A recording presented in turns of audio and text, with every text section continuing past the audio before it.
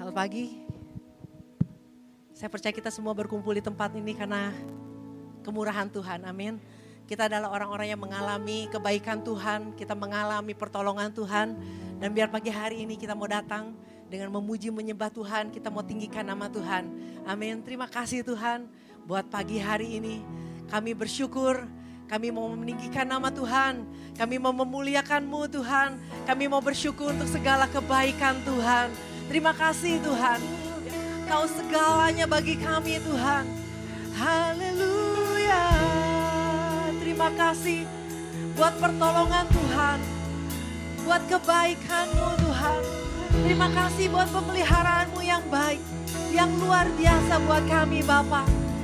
Terima kasih Yesus. Mari kita siapkan hati kita, kita mau menyembah Tuhan kita.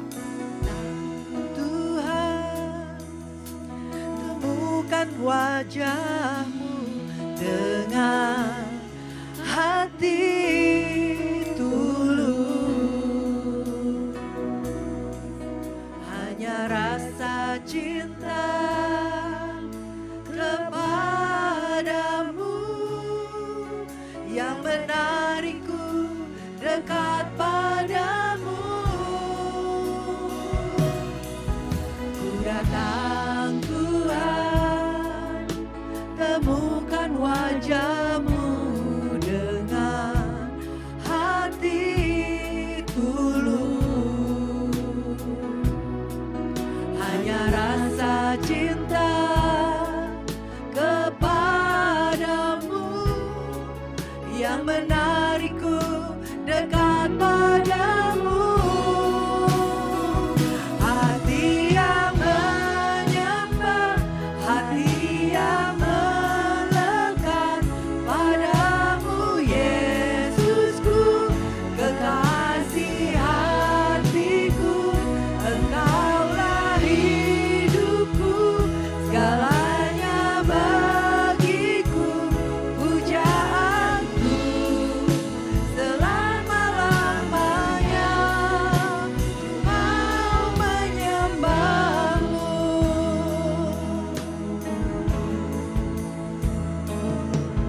Ku datang Tuhan, temukan wajah-Mu dengan hati tulus, hanya rasa cinta kepadamu yang menarikku dekat padamu. Hati yang menyembah, hati yang melekat padamu Yesusku, kekasih hatiku. Engkaulah hidupku, segalanya bagiku, pujaanku selama-lamanya. Mau menyembah-Mu. Hati yang menyembah, kami menyembah-Mu Tuhan. Kau segalanya bagi kami Yesusku, kekasih hatiku. Engkaulah hidupku, segalanya bagiku, pujaanku selama-lamanya. Mau menyembah-Mu.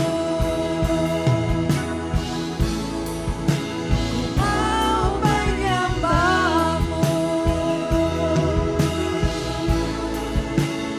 Mau menyembah-Mu. Kami datang menyembah-Mu Tuhan. Terima kasih Bapa. Terima kasih buat segala kebaikan-Mu.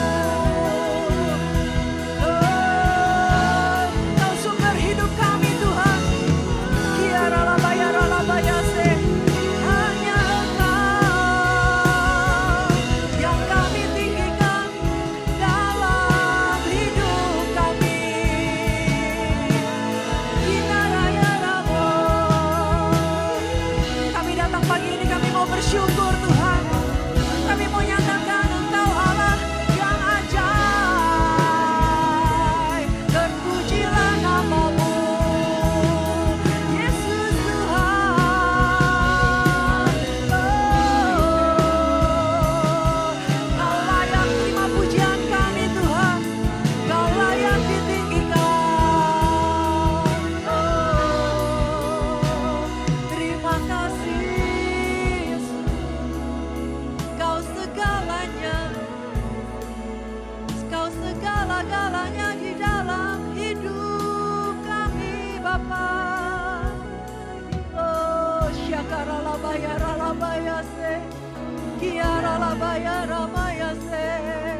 Terpujilah namamu.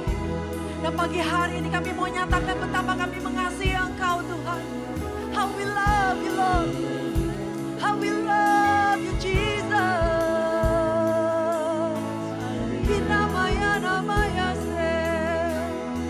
Terima kasih Tuhan. Terima kasih Bapa. Oh, Kau Allah yang menyembuhkan. Kau Allah yang memulihkan.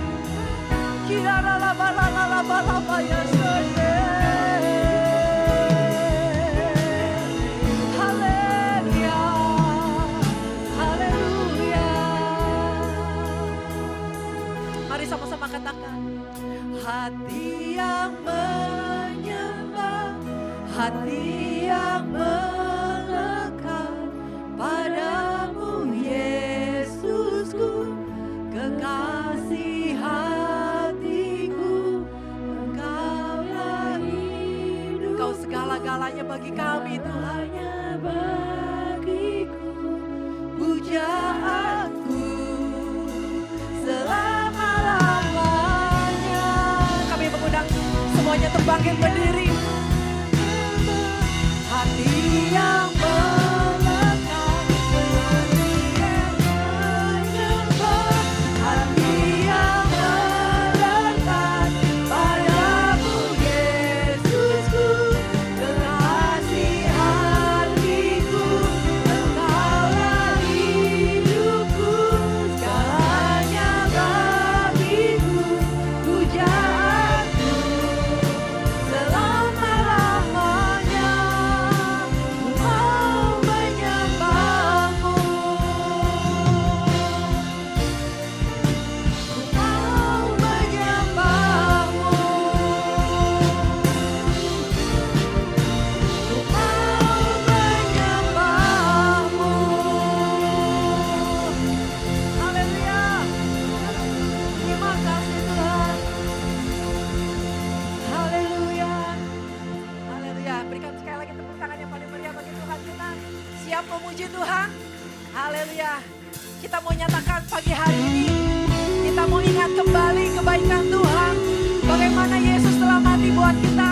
Yesus telah mengorbankan dirinya buat setiap kita. Amin. Haleluya.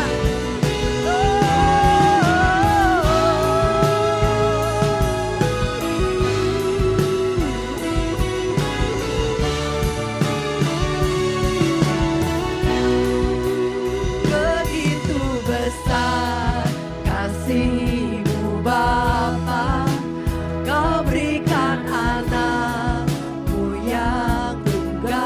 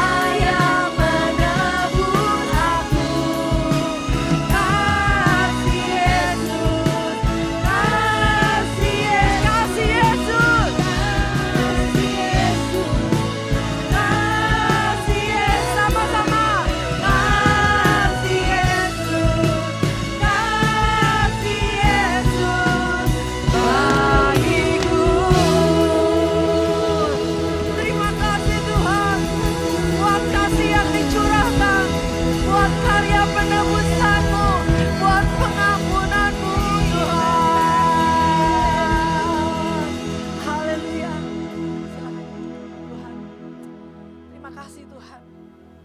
Pengampunan Tuhan. Kasih-Mu Tuhan. Anugerah yang terbesar buat kami Tuhan. Kalau bukan karena anugerah-Mu Tuhan, kami gak akan ada hari ini seperti kami saat ini Tuhan. Terima kasih Bapa.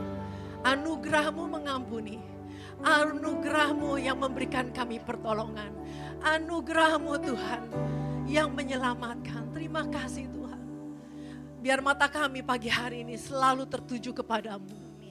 Tantangan pergumulan yang kami hadapi itu. Tapi kami mau tetap percaya. Kami mau tetap menyembah Engkau Tuhan.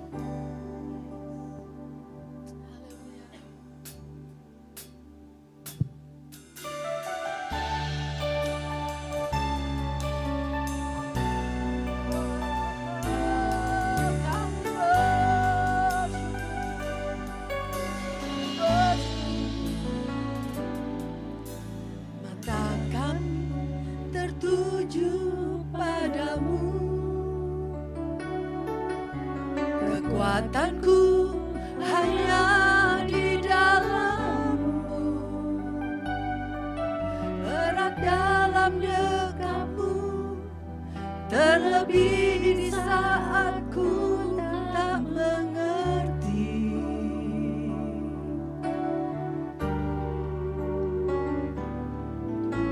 Ku pilih untuk tetap percaya. Pilih tuh tetap menyembah-Mu. Kau pernah menolongku.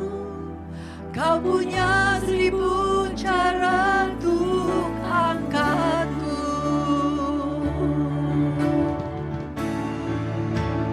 Anugerah-Mu jadi perisaiku, mengelilingiku, memeliharaku.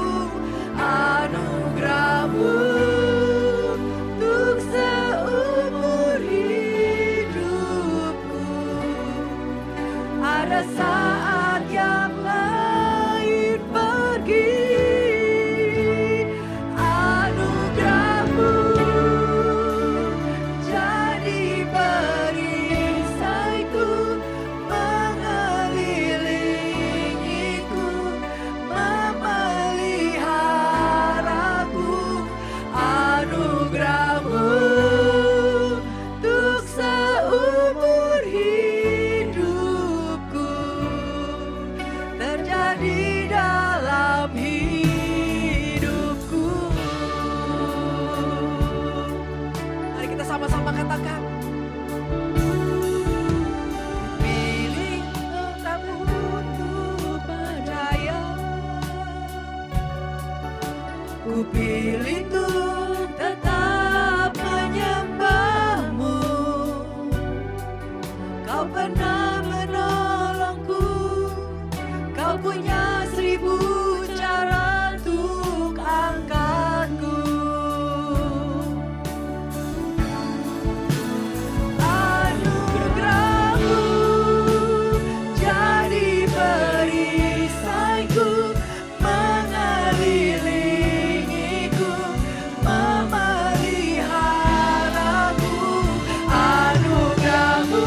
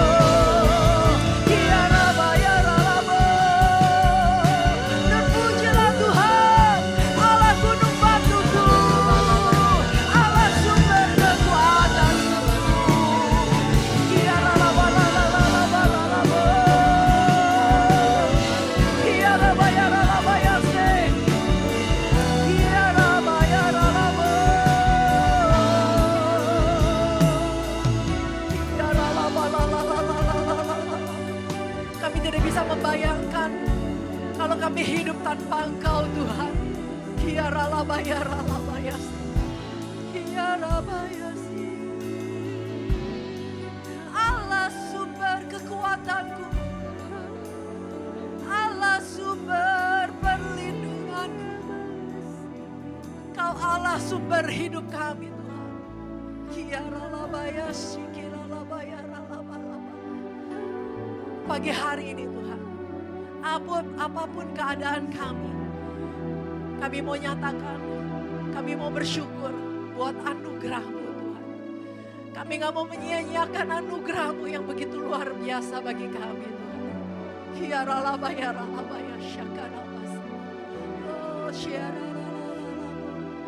Haleluya.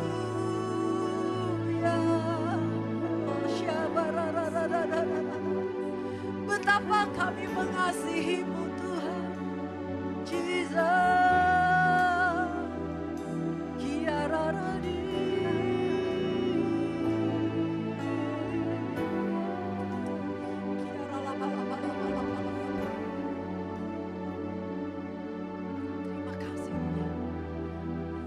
Sama-sama katakan.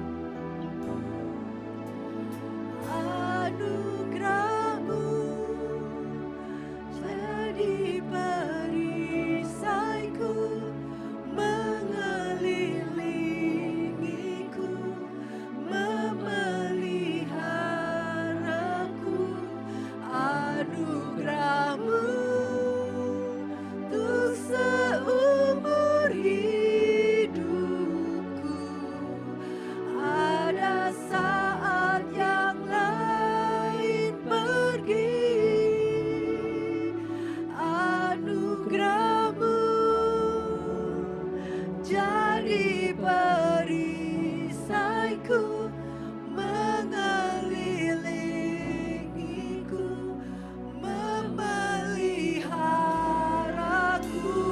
Anugerah-Mu untuk seumur hidupku. Saya mengundang kita semua untuk bangkit berdiri. Berikan tepuk tangan yang paling meriah buat Tuhan kita. Anugerah-Mu jadi perisaiku, mengelilingiku, memeliharaku. Anugerah-Mu untuk seumur hidupku. Ada saat yang lain pergi.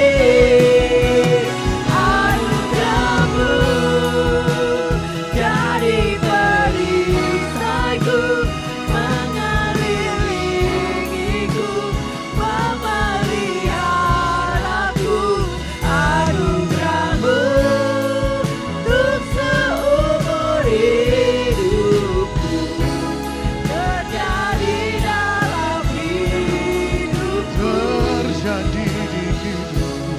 Terjadi dalam hidupku. Sekali lagi declare terjadi. Terjadi dalam hidupku.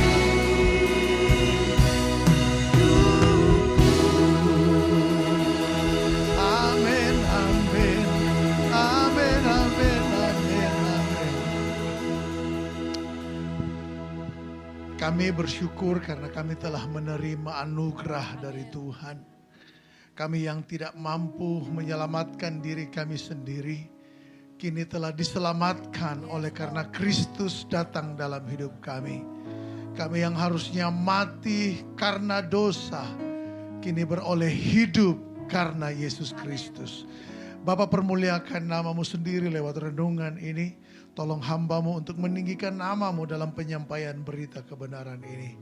Berkat-Mu atas kami semua, kami memahami kebenaran dan terlebih kami menjadi pelaku firman-Mu. Demi nama Yesus kami berdoa. Yang siap dengar firman sama-sama katakan amin. Sekali lagi tepuk tangan buat Yesus. Silakan duduk Bapak Ibu semuanya. Shalom. Apa kabar?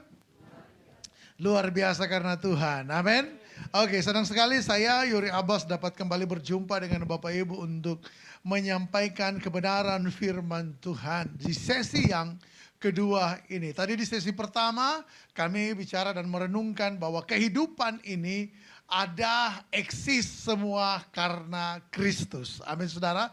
Ya tadi ada yang lupa Pak Ishak yang meta narasi Injil itu. Ya dunia dimulai pada awal, ya tadi saya pakai garis ini ya. Kalau kehidupan zaman, lintas zaman seperti ibarat titik ini ke titik ini, maka titik pertama ini adalah awal penciptaan, lalu fase yang kedua adalah manusia jatuh dalam dosa, fase yang ketiga adalah fase penebusan Kristus, dan fase yang keempat adalah akhir zaman.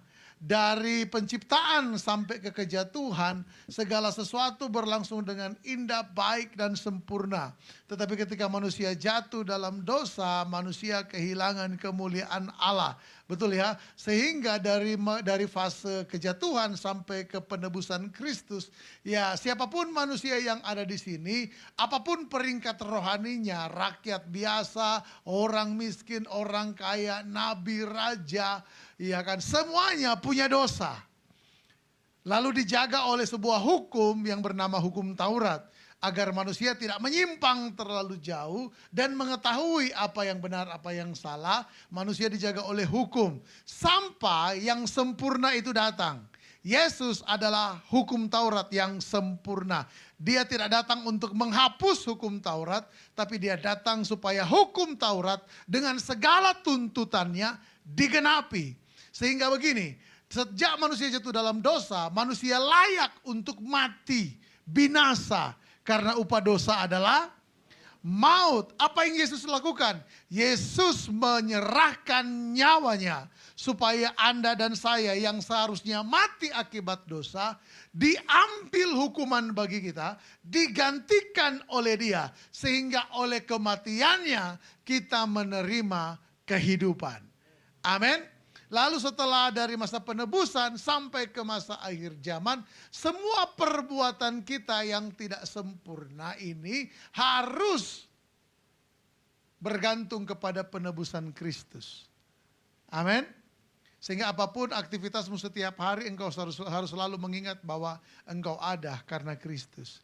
Apapun pekerjaanmu, engkau ingat semua ada karena Kristus. Engkau harus melihat, kita semua harus melihat kehidupan kita hari ini dari perspektif salib Kristus. Sehingga pengorbanan Kristus membuat kita menjadi orang yang selalu meninggikan Dia dalam segala hal dalam hidup kita. Setelah fase yang keempat, akhir zaman, di sini segala sesuatu dipulihkan sempurna. Tetapi di sisi yang lain, mereka yang di luar Kristus juga akan menerima hukuman yang kekal. Oke, saya pikir itu aja highlights ibadah yang pertama.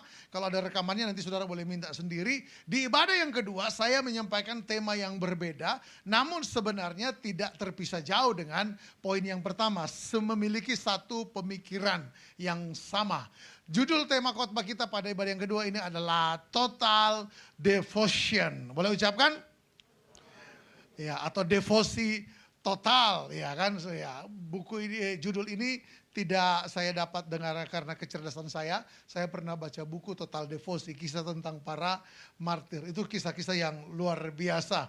Nah, tetapi tujuan saya hari ini untuk memberitakan kepada saudara atau fokus renungan kita hari ini sebenarnya adalah begini.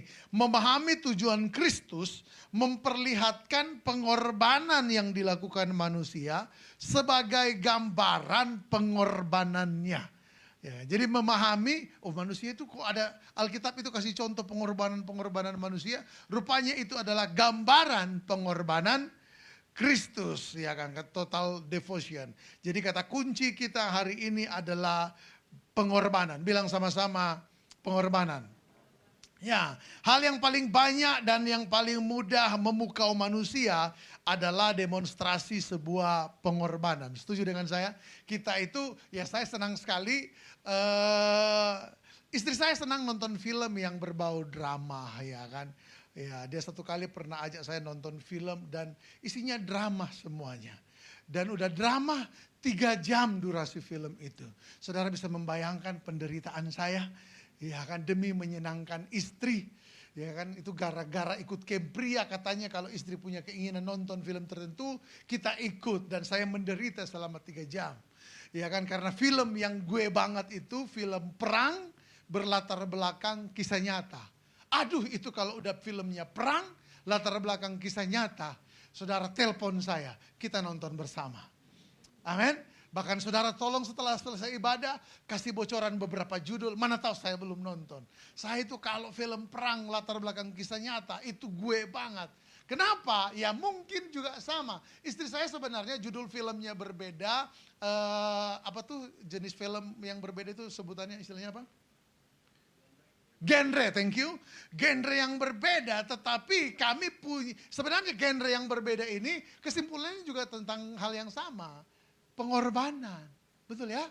Yang genre romantik itu ya sama. Demi cintaku padamu, ke gunungku ikut denganmu, ya kan?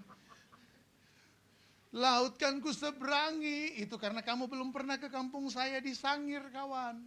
Kau berenang jauh sedikit, ada banyak hiu yang menantimu. Boro-boro nyebrang, ya kan? Kau tidak akan selesai sampai di tengah. Betul ya? Tapi jangan khawatir, hiu di Sangir itu cuma doyan kaki. Dia nggak akan makan semua. Ya, dia juga jahat tapi nggak tega. Ya kan? Masih lebih tega manusia. Ya kan? Itu saya dengar dari komselnya para hiu. Ya kan? Nah, manusia itu gampang dipukau oleh pengorbanan, betul nggak? Saya pendeta, saya sering ya ketemu dengan jemaat, ada istri-istri yang suka ngomong begini, aduh Pak Pendeta, Pak Yori, suami saya itu Pak bukan cuman berubah loh Pak. Dia bahkan sekarang dari berubah mau berkorban. Oh itu dua hal yang berbeda. Betul ya, Alkitab dalam perjanjian baru menyampaikan analogi ini. Orang dulu pencuri tetapi bertobat dan bekerja, amin, amin. Tadinya dapat uang lewat cara mencuri, sekarang dapat uang dengan cara bekerja. Tetapi Alkitab bilang tidak berhenti sampai di situ. Setelah dia bekerja, dia dapat uang, dia jadi orang yang murah hati. Amin. Wih, itu kan keren banget. Itu benar-benar metanoia. Betul ya, benar-benar bertobat dengan segala buahnya. Ada istri-istri yang bilang begini, Pak, dia dulu, wah, apalagi kalau di meja makan itu bukan jadi sarana komunikasi mesra, tetapi jadi ruang interogasi, ya kan. Ya, dia tanya anak-anak, kamu tadi gimana? Sekolah gimana? Tapi sekarang, udah gitu, ngambil makan, mesti duluan. Papa yang cari kerja, papa yang cari duit. Ambil nasi duluan, ambil lauk paling banyak, ambil sayur paling sedikit. Karena dia nggak doyan sayur, ya kan. Semua, tapi sekarang Pak Pendeta, suami saya berubah. Bayangin Pak, bukan cuma jadi penyabar. Dia malah suruh istri dan anak-anaknya, ambil nasi duluan sayang, kalian yang ambil. Papa kerja buat kalian. Keren banget. Itu istri cerita kayak begitu sambil berurai air mata. Suami juga nggak kalah, suami juga cerita. Iya, karena suami juga rindu punya istri yang suka berkorban. Amin. Ada satu orang suami, dia cerita, wah Pak, istri saya itu bukan cuma berubah Pak Pendeta. Dia bahkan berkorban. Wah, bahkan sampai berlutut-lutut di depan saya Pak. Loh gimana ceritanya Pak? Jadi di satu kali kami berdua lagi bertengkar. Saya sembunyi di kolong tempat tidur. Dia berlutut dong Pak. Panggil saya sambil teriak, woi keluar kamu, keluar. Ya kan. Waduh istrinya berubah sama sekali saudara-saudara. Dia berlutut di depan suami.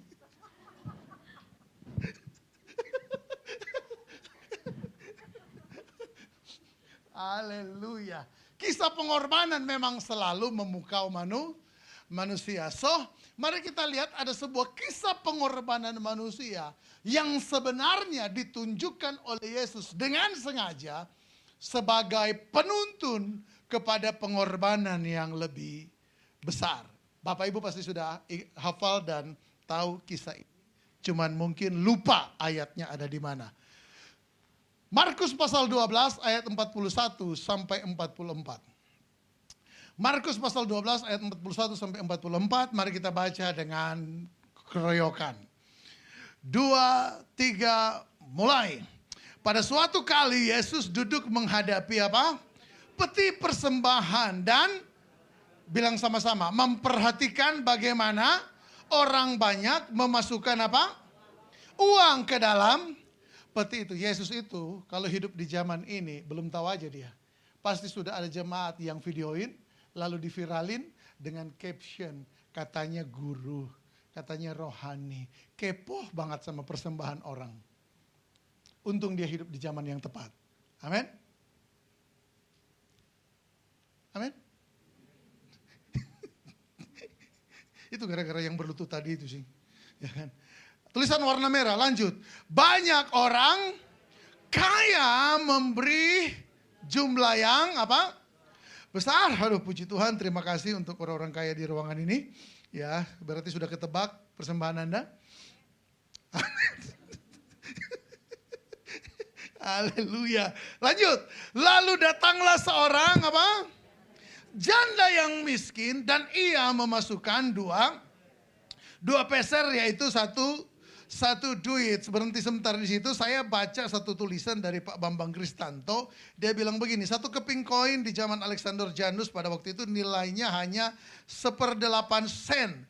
Jadi kalau menggunakan kurs dolar sekarang ini, satu keping koin janda itu nilainya sama dengan 1/8 dari 13.500 kalau pakai ukuran sekian, ya kan. Bapak hafal banget nilai dolar ya, karena nggak punya saudara ya. Ya. Atau 1/8 dari 13.500 itu adalah sekitar 1.625. Enggak usah puji, Pak Pendeta pintar matematika. Enggak, udah gua tulis dari rumah.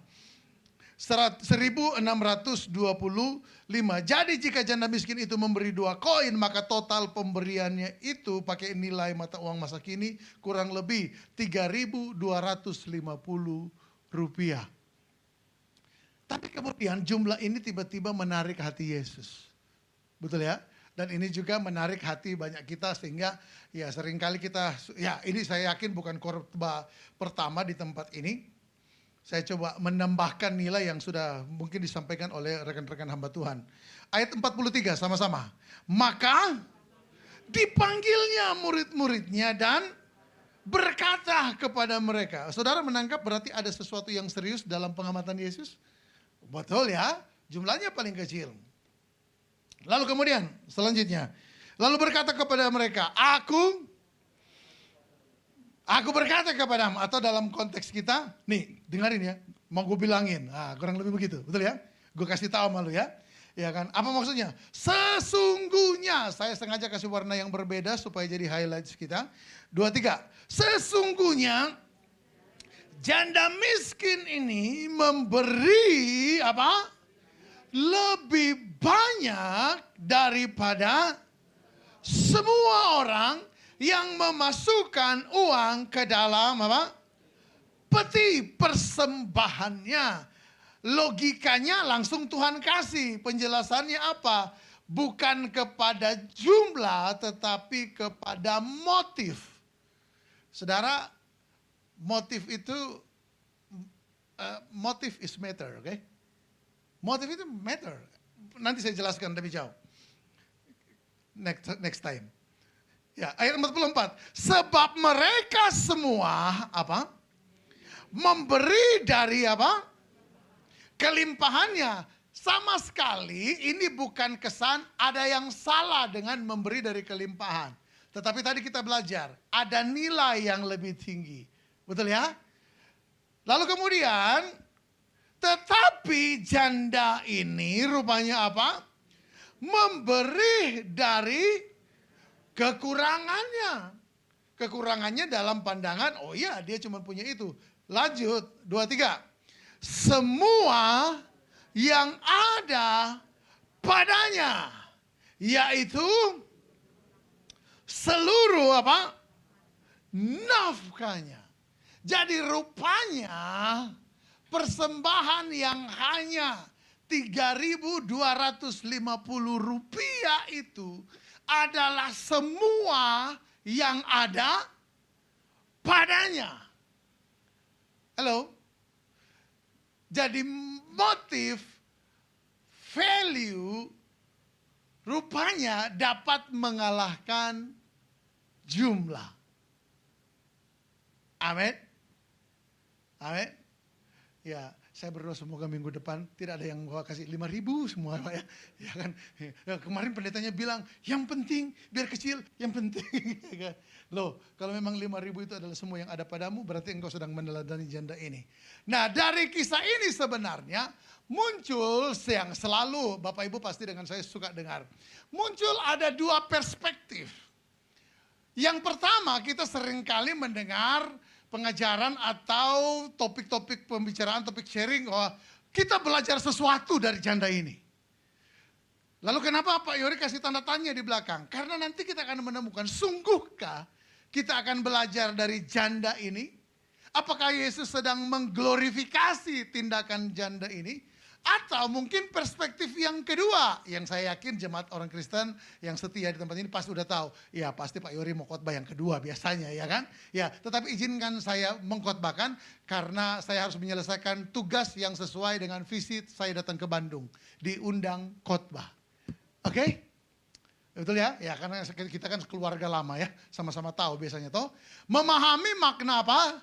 Teologis dari tindakan Yesus, ya kan? Ada nggak maksudnya Yesus menceritakan dan bagian Alkitab ini benar-benar menampilkan Yesus sebagai inisiator yang mengajak murid-murid menyaksikan persembahan si janda ini. Oke, kita mulai dari yang pertama, setuju?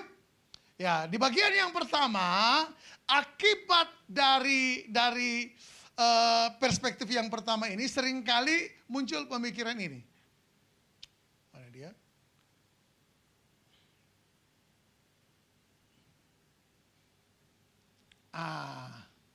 Sorry. Apakah janda ini sungguh menjadi fokus Yesus? Atau kehadirannya adalah sebuah apa? Sebuah apa?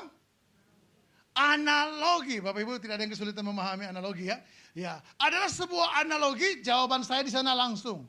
Ya, ini adalah sebuah analogi. Tapi mari kita dengarkan sama-sama penjelasannya. Bukankah kita sering mendengarkan pengajaran atau pelajaran seperti ini? Apa pelajaran yang bisa diambil dari kisah ini? Betul nggak? Ya, mari kita belajar dari janda ini. Dan akibat dari pertanyaan tuntunan seperti ini, Pak Ishak, seringkali muncul interpretasi yang salah dan saya menyebutnya berbahaya. Betul ya? Interpretasi yang pertama, menjawab pertanyaan yang pertama itu seringkali muncul itu. Yang pertama, ada orang suka bilang begini, ya apalagi sharing di komsel kita. Makanya kalau memberi persembahan itu, yang benar-benar rohani itu adalah kalau kamu kasih semua. Bilang sama sebelahnya, kasih semua. Karena kalau nggak semua, rasanya kurang rohani. Betul ya? Kemudian yang kedua, itu dia. Ya kan, kita jadi kelompok Che Guevara, Fidel Castro, dan lain sebagainya. Kita jadi ekstremis sosialis. Betul ya? Kaya nggak penting. Yang asal apa? Suka berkorban. Sering dengar kayak begitu kan? Sering suka ngomong kayak begitu kan? Buat apa jadi orang kaya? Lihat tuh di Alkitab. Yesus aja lebih memuji persembahan si janda. Ya, yang miskin, yang cuman 2 peser itu. Orang kaya ngasih banyak, nggak ada nilainya di hadapan Yesus. Itu lebih berbahaya lagi. Persembahan orang kaya bernilai. Amin Bapak Ibu yang kaya. Amin. Bernilai. Tetapi memang persembahan yang jumlahnya banyak kalah sama persembahan seluruh yang dia punya. Nanti kita akan sebentar pahami lebih jauh. Interpretasi yang salah yang ketiga, rupanya bahwa begini, janda itu, fokus cerita ini bukan kepada glorifikasi terhadap janda itu. Kenapa? Karena saya tulis di sini, janda itu sebenarnya masih punya cerita lain dalam kisah hidupnya. Halo? Halo? Tadi saya sudah jelaskan di bagian khotbah yang pertama, janda ini sama seperti para rasul hidup dalam masa di antara fase kejatuhan manusia sampai kepada penebusan Kristus. Dalam hal itu dia jadi contoh yang baik, tetapi Yesus adalah contoh yang lebih tinggi. Amin. Amin. Janda ini punya cerita hidup yang lain. Dia juga punya dosa. Betul ya? Ya. Nanti kita akan dapat, oh ya, tapi kenapa Pak Yesus tetap tampilkan dia? Oh iya, ada. Tapi izinkan saya selesai di sini. Lalu interpretasi yang berikut, nah ini yang paling banyak. Betul ya? Apalagi kayaknya bulan lalu ya, 2 bulan lalu itu. khotbah tentang anti perpuluhan kayaknya viral banget, betul ya? Wah, dan banyak jemaat Tuhan dukung ya kan, karena memang pada prinsipnya banyak jemaat tidak mau beri perpuluhan ya toh. Ya, lalu datang pendeta khotbah, tidak ada perpuluhan. Amin, ya kan? Ya, saya ketemu dengan pengusaha-pengusaha, ada satu GBI di Jakarta, bukan pendeta, pengusaha-pengusaha. Mereka malah yang ngomong, Pak, aduh, kami tetap akan memberi. Loh kenapa?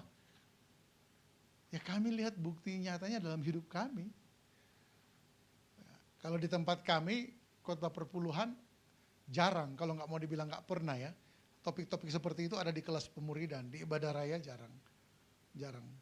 Nah kenapa? Karena ukuran kami sebenarnya di ayat ini. Lah kita bertengkar tentang perpuluhan. Loh ini loh, Yesus dipukau oleh orang yang memberi semua yang ada padanya. Amin? Amin? Karena ada ukuran yang lebih tinggi, betul ya? Kita malah bertengkar membahas yang murah, yang receh-receh, kan nggak make sense seharusnya. Are you with me? Tenang aja, di akhir khotbah tidak akan ada tantangan mari kita memberi semuanya, saudara. Nggak ada. Ini bukan tipe khotbah yang kayak begitu ya. Ya saya takut saudara mulai curiga, ini arahnya nih udah mulai ketebak nih ya kan. Nanti jangan-jangan setelah selesai khotbah, mari saudara-saudara, gereja akan membangun. Ya kan, dan saudara lihat di tempat ini, saudara belum punya saksofon, ya kan, dan saudara belum punya banyak. Ya, mari kita menabur semua. Tidak kayak begitulah, karena memang seringkali akibat salah interpretasi, ya, gereja suka di framing seolah-olah menjadi para perampas uang jemaat, dan itu mengerikan. Tapi apapun itu, bahaya dari salahnya interpretasi ini, Pak Ishak, tetap sebenarnya begini. Pada akhirnya, apapun interpretasinya, gereja selalu jadi korban serangan nyinyiran. Apalagi ada yang lain memang ekstrim kanan, ekstrim kiri selalu ada ya. Ada yang lain ya memang poin satu itu benar-benar. Kalau nggak semua, jangan sombong karena kamu bisa memberi ya kan. Ya, by the way saya juga dulu pernah khotbah kayak begitulah ya kan. Orang kaya jangan sombong karena memberi banyak. Itu sudah semua belum? Karena kalau belum semua engkau belum rohani. Ya puji Tuhan, Tuhan masih izinkan hidup sehingga bisa bertobat. Amin. Coba kalau habis khotbah waktu itu mati ya kan. Gak sempat bertobat, jemaat disesatkan semua. Puji Tuhan. Dan kalau saya pernah khotbah yang seperti itu di sini ataupun waktu di hotel, ya itu kenapa hotel akan direnovasi. Amin. Saudara-saudara. Ya. Kok bisa sambung ke sana Pak? Ya saya pengkhotbah, suka-suka saya nyambungnya kemana. Nah, itu kenapa bawa begini saudara? Mana dia? Kita jangan sampai terjebak pada pesan-pesan apa? Moralitas. Moralitas adalah salah satu anugerah umum dari Tuhan agar dunia tidak semakin rusak. Tapi Injil keselamatan adalah anugerah khusus. Pesan moralitas itu maksudnya begini saudara. Pesan moralitas selalu terbagi dua. Terbagi duanya begini, jenis pesan moralitas yang pertama adalah, pernah gak saudara dengar orang baca Alkitab, sebuah kisah, lalu bilang begini, apa hal baik yang bisa kita ambil dari kisah ini? Ya gak? Ya. Lalu kemudian pesan moralitas yang kedua adalah ketokohan. Betul ya? Kita belajar tentang Daud. Nah ini guru sekolah minggu juga hati-hati. Ya gak ada guru sekolah minggu ya, mereka lagi ngajar ya. Ya Maria Dede, kita belajar dari Daud. Jadilah seperti Daud. Daud itu suka menyembah. Daud itu senang memuji Tuhan. Setia menggembalakan domba yang sedikit dipercayakan jadi dipromosikan Tuhan jadi raja. Ya betul ya. Kita belajar dari Daud. Dia lupa anak sekolah minggunya rajin baca Alkitab. Ketemulah dia bagian Alkitab. Daud ngintip orang mandi. Lalu anak sekolah minggu berkata pada dirinya, saya harus seperti. Itu bahaya pesan-pesan moralitas. Dan moralitas adalah sebuah pesan yang sebenarnya tidak perlu Kristen. Ini pesan yang banyak ditemukan di alam semesta ini. Anda nggak perlu Kristen. Banyak jargon di bangsa kita, tagline bangsa kita ini kan juga ada. Revolusi mental. Amin. Dan yang ngomong itu adalah salah satu pendeta dari GBI. Amin. Bukan, orang sekarang memang ngejar moralitas. Ya, Kenapa moralitas harus ada? Oh ya jelas, moralitas tadi saya bilang, atau ada di catatannya situ, anugerah umum. Ngerti maksudnya anugerah umum? Allah memberikan kemampuan itu kepada semua manusia. Kecerdasan, morality, kekayaan, itu Allah berikan semua kepada manusia. Ayatnya mana Pak? Nggak pernah ketemu ayatnya. Metafora tentang ayat itu ada. Ketika Tuhan memperkenalkan dirinya sebagai Tuhan yang memberikan matahari kepada orang baik ataupun orang jahat, memberikan hujan kepada orang baik dan orang jahat. Artinya begini, tanpa Yesus orang bisa kaya tidak? Bisa, jujur aja lah. Tanpa Yesus orang bisa cerdas nggak? Bisa. Tanpa Yesus orang bisa punya moralitas nggak? Bisa. Bahkan Pak Ishak, seorang hamba Tuhan pernah menyampaikan nubuatan. Dan menurut saya, nubuatnya ini harus saya responi dan kita responi dengan sangat serius. Dia bilang begini, tantangan kekristenan ke depan bukanlah kelompok radikal yang suka rusak dan tutup gereja. Tantangan kekristenan ke depan adalah kelompok orang-orang bermoral baik yang tidak percaya Yesus. Bapak Ibu, dengan segala hormat, orang-orang yang mengusung isu LGBT, itu anak yang baik-baik loh.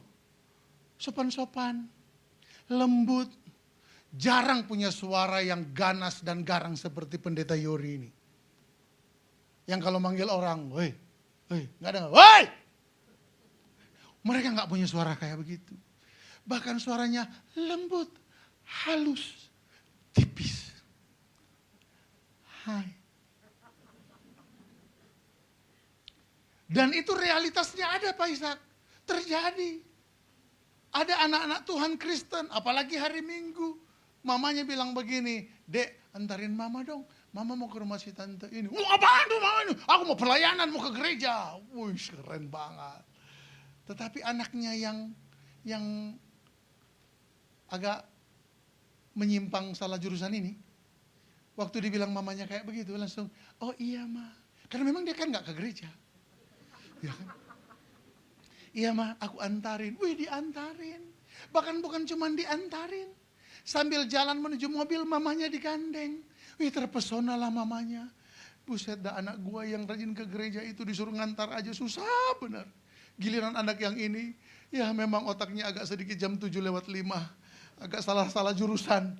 Tetapi kok moralnya baik. Itu tantangan. Nah ketika hamba Tuhan itu menyampaikan nubuatan seperti itu, saya menangkapnya. Oh iya. Bapak Ibu waspada dengan gerakan kebaikan tanpa Kristus. Itu makanya kita kembali harus memberitakan tentang Yesus yang mati di Golgota. Kematiannya di Golgota diperlukan. Bahkan Yesus harus mati di sana. Karena keselamatan tidak saya peroleh karena saya baik. Amin. Baik itu cuma soal perbuatan yang aktif dan pasif aja. Tetapi secara posisi pasif, kita ini tidak sedang berbuat apa-apa, tetap memiliki identitas dosa dalam diri kita. Kita perlu diselamatkan. Roma pasal 3, baca ayat 1 dan seterusnya. Haleluya. Nah, banyak gereja akhirnya, banyak hamba Tuhan akhirnya terjebak pada pesan moralitas. Kekristenan kita pun mengejar yang moralitas. Kita lupa pesan penting dari kisah yang tadi kita baca itu sebenarnya apa? Bapak Ibu, dengan segala kasih Kristus, izinkan saya mengatakan bahwa begini. Lewat kisah ini sebenarnya Yesus sedang menuntun kita, para murid Tuhan zaman ini, maupun murid Tuhan di zamannya, next PowerPoint please, untuk memahami pesannya bahwa sama-sama kita baca. Tuhan mau kita memahami bahwa saat kasih mendahului tindakan, selanjutnya di bawah, dampaknya akan sangat besar. Ini tulisannya kegedean ya. Nah, itu kan saya bilang, saudara mesti beli layar yang lebih besar lagi. Nah, kan? Kemarin saya khotbah di satu gereja yang layarnya dari ujung ke ujung. Iya kan? Jemaat lihat saya nggak bisa konsen, ini gede banget gitu kan. Tuhan mau, jadi dari kisah ini, ingat loh, jangan lupa ya, tadi di awal kita sudah belajar bahwa kita akan merenungkan bahwa dari kisah ini kita akan menemukan pengorbanan manusia adalah gambaran kebaikan Allah yang maha ajaib. Sehingga dari apa yang dipersembahkan oleh janda ini, kita bisa belajar begini, oh iya ya. ketika seseorang bertindak dengan motif kasih, dampaknya sangat besar. Amin. Amin. Jadi rupanya kenapa janda itu memberi dari semua yang dia punya. Pasti akarnya kasih. Tapi kenapa tidak dia yang jadi bintang kita dalam khotbah hari ini? Karena janda ini pun sama seperti kita. Manusia biasa yang juga telah berbuat dosa dan kehilangan kemuliaan Allah. Dia bukan bintangnya. Bintangnya pasti, oh iya pasti bintangnya adalah Yesus. Tetapi bagaimana kita bisa sepakat bintangnya adalah Yesus? Selanjutnya kita masuk pada perspektif yang kedua. Memahami makna teologis dari tindakan Yesus. Ngapain sih Yesus sampai manggil murid-muridnya? Halo? Itu kan apa ya? Itu kalau sampai tiba-tiba sekarang nih, apalagi ke habis ibadah, tiba-tiba saya ajak Pak Ishak, ayo kita salaman di depan. Tapi kita minta nanti jemaat buka semua amplop persembahannya. Tidak perlu memberi pakai amplop, transparan aja. Saya yakin Pak Ishak akan curiga dengan saya. Ini orang, apa yang sedang dia lakukan? Betul ya? Tapi Pak Ishak harus tahu, saya itu sama seperti Yesus. Yesus panggil murid-muridnya untuk melihat. Loh ada apa di balik ini? Nah mari saya menjelaskan kepada saudara. Memahami tindakan Yesus. Coba baca tulisan warna, itu warna apa ya? Biru ya? Iya, saya dari kemarin mikir, ini warna apa ya? Iya, tapi kemudian setelah saya nggak ketemu jawabannya, saya berpikir, saya tanya sama jemaat aja. Ini warna apa ya, saudara? Biru ya? Hijau? Apa tadi? Tosca. Hijau Tosca ya? Hijau ya? Oh, bukan biru ya? Hijau. Oh, selamat pagi dunia. Ya. Ajakan untuk menyaksikan acara pemberian persembahan adalah, baca sama-sama, 2, 3. Langkah untuk memahami nilai yang, wow, haleluya. Ya, tolong diklik selanjutnya. Di saya kok udah nggak berfungsi ya. Kita diajak Yesus bukan terpesona dengan persembahan manusia, tetapi baca sama-sama, mengetahui akan datang persembahan yang lebih besar dari itu, yakni apa? Salib Yesus Kristus. Bapak Ibu dengar saja saya bacakan buat saudara. Saya ulangi ayat yang di depan itu ya. Perhatikan perbandingan dari dua bagian ayat-ayat ini. Bagian yang pertama, ayat yang kita baca tadi, ayat 43-44. Maka dipanggilnya murid-muridnya dan berkata kepada mereka, aku berkata kepadamu sesungguhnya janda miskin ini memberi lebih banyak daripada semua orang yang memasukkan uang ke dalam peti persembahan. Sebab mereka semua memberi dari kelimpahannya, tetapi janda ini memberi dari kekurangannya, yakni semua yang ada padanya, yaitu seluruh nafkahnya. Apakah ini persembahan yang termahal? Tentu saja tidak. Bapak Ibu, saya ingin kita semua memperhatikan dengan baik. Saya bacakan kepada Anda. Selanjutnya Markus pasal 15 ayat 32, 34, 37. Alkitab bilang begini. Baiklah Mesias, Raja Israel itu, ini Yesus di atas kayu salib. Raja Israel itu turun dari salib itu supaya kita lihat dan percaya. Bahkan kedua orang yang disalibkan bersama-sama dengan dia mencelah dia juga. Ayat selanjutnya, dan pada jam 3 berserulah Yesus dengan suara nyaring, Eloi, Eloi, lama sabachthani, yang berarti Allahku, Allahku, mengapa engkau meninggalkan aku? Lalu berserulah Yesus dengan suara nyaring dan menyerahkan nyawanya. Jadi kenapa poin kedua ini saya katakan kita harus memahami apa maksud Yesus membawa murid-murid menyaksikan persembahan janda ini, untuk membawa mereka pada pemahaman bahwa ada loh persembahan yang lebih tinggi. Ini hanyalah analoginya. Tapi ada yang lebih nyata, yaitu Yesus. Dan kenapa persembahan Yesus adalah yang lebih tinggi? Dengarkan saya. Janda itu memberikan semua hartanya, tetapi Yesus Kristus memberikan seluruh hidupnya. Analogi dipakai untuk membawa murid-murid pada pemahaman yang meningkat. Oh iya, janda ini memberikan seluruhnya, hartanya, semua yang ada di luar dirinya, semua yang dia miliki kecuali dirinya. Itu kenapa dia tidak saya jadikan bintang, dia tidak saya jadikan artis, tidak saya jadikan sebagai tokoh moralitas yang dapat kita contohi. Kenapa? Karena semua yang dia beri, semua di luar dirinya. Yesus tidak tertarik dengan mencari semua yang di luar dirimu. Yesus tertarik dengan apa yang ada di dirimu, yaitu engkau sendiri. Itu sebabnya bahwa begini, engkau yang seharusnya dipaku di Golgota, engkau yang seharusnya mati di sana karena dosa-dosamu, dia menggantikannya supaya dengan kehilangan nyawanya dia menemukan hidupmu, dia menemukan hidupku. Itulah kita berkata hari ini, kemuliaan bagi anak domba yang duduk di takhta, yang mati bagi dosa-dosa kita.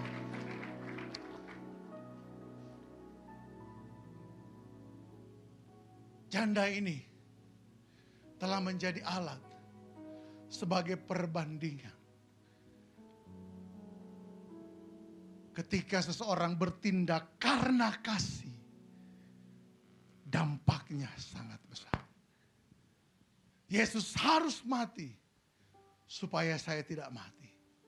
Dia harus ditinggalkan Bapa karena membawa dosa-dosa manusia, supaya saya melihat bahwa dosaku telah dibawanya. Aku tidak lagi jauh, aku dekat dengan Dia. Bukan karena kemampuanku untuk mendekati Dia, tetapi Dia yang memilih untuk mendatangi saya. Aku tidak datang padanya, tapi Dia datang kepadaku. Dia yang datang mencarimu, bukan kamu yang mencarinya. Yesus memberikan seluruh apa yang Dia miliki, supaya olehnya kita menerima anugerah. Bahkan Roma pasal 3 ayat yang ke-23 sampai 24 dikatakan, karena semua orang telah berbuat dosa dan telah kehilangan kemuliaan Allah, dan oleh kasih karunia telah dibenarkan dengan cuma-cuma karena penebusan Kristus. Devosi total Tuhan Yesus telah mendatangkan keselamatan bagi manusia. Tidak ada pengorbanan atau persembahan yang lebih besar dari itu. Pengorbanan janda itu mendatangkan pujian bagi dirinya. Pengorbanan Yesus mendatangkan keselamatan bagi saudara dan saya. Sehingga pada bagian akhir dari renungan kita dapat memahami bahwa rupanya begini. Total devotion atau devosi total yang saya maksud, bukan perbuatan kita, bukan tentang kita. Devosi total dari Kristus menjadikan kita menyadari bahwa semua pemberian manusia yang berharga adalah gambaran pemberian Allah yang jauh lebih mulia dari apapun juga. Kalau hari ini engkau mendapat kesempatan untuk memberi sesuatu kepada orang lain, bersyukurlah. Tetapi jangan sampai menjadi sombong, lalu seolah-olah merasa engkau adalah pahlawan kehidupan bagi orang-orang yang menerima pemberianmu. Ingat, orang yang kau tolong dan orang yang menolong, yaitu kita, sama-sama adalah orang yang telah menerima pemberian Allah yang luar biasa. Amin. Amin. Sehingga setiap kali engkau menerima pertolongan dari manusia juga, engkau tidak mengglorifikasi manusia. Oh ya, berterima kasihlah. Amin. Tetapi ingat ini, setiap kebaikan manusia yang datang kepada kita adalah kebaikan Allah yang sedang menjangkau kehidupan kita. Dipermuliakanlah Yesus hari ini sampai selama-lamanya. Dia yang telah berkorban menggantikan kita, supaya saudara dan saya yang dahulu jauh kini menjadi dekat yang tadinya layak untuk binasa menerima hidup yang kekal. Amin untuk firman Tuhan. Haleluya. Karena salibmu, sama-sama kita berdiri. Ku hidup karena salibmu, ku menang. Engkau yang berkuasa, sanggup untuk melakukan mujizat. Karena salibmu, ku hidup. Karena salibmu, ku menang. Engkau yang berkuasa, sanggup melakukan mujizat-Mu di hidupku.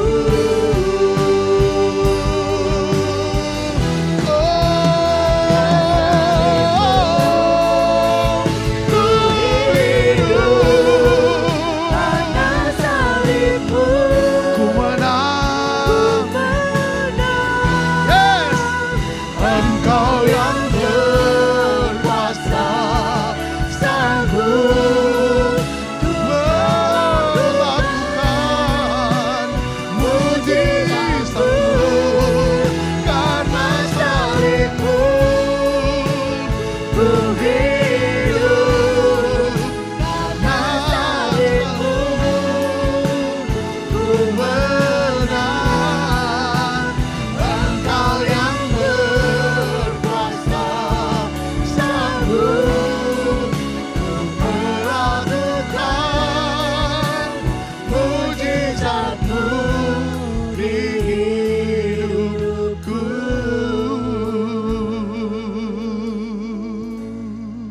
Ambil sikap berdoa Bapak Ibu.